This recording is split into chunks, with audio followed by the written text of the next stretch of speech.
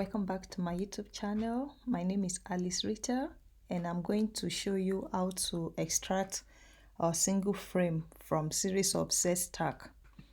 The image open here is a Z stack series acquired as XYZ, and as you can see from these frames that the different Z stack position had different localization. I mean, the position of the frame is different in different Z stack position.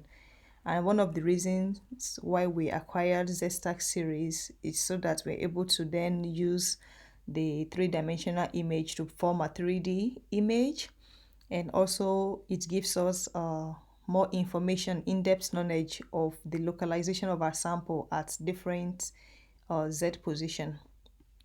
There are two ways to go about extracting a single frame from series of Z stack. The first option is to drag the cursor towards the best position you want to take. If I'm interested at this particular position, I can just go to image and duplicate that particular part. So you go to image, duplicate.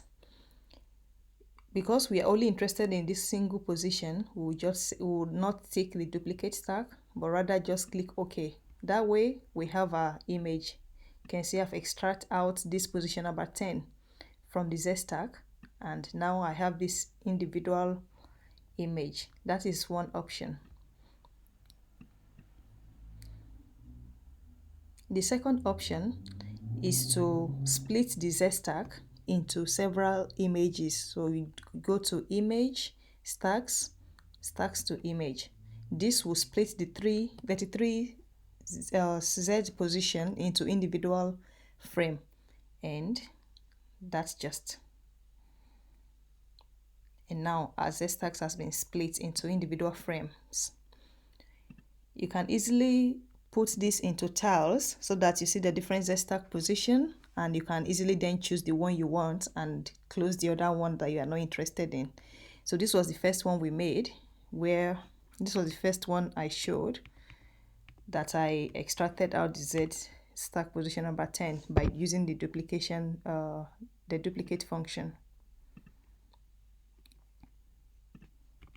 And now if we are interested in Z stack position number 10, this is it here. It's labeled here Z equals 10. See?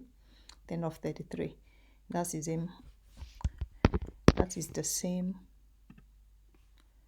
You can just use your upper arrow key to zoom into the image.